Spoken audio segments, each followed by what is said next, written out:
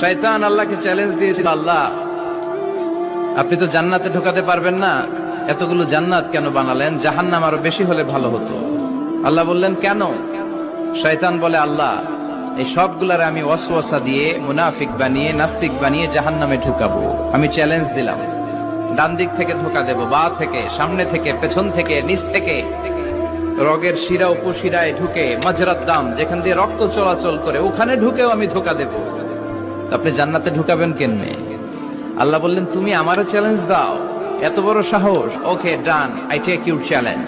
আমিও তোমার চ্যালেঞ্জ নিলাম।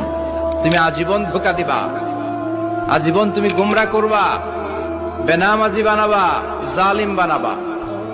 কিন্তু আমার বান্দা কোন তাফসীরুল কোরআনের মাহফিলে এসে অথবা মাঝরাতে ঘুম ভেঙে গেলে তাহাজ্জুদের জায়নামাজে চোখের পানি ছেড়ে যখন ক্ষমা চাইবে, আমি সব গুনাহ মাফ করে দেব, তুই কি করবি?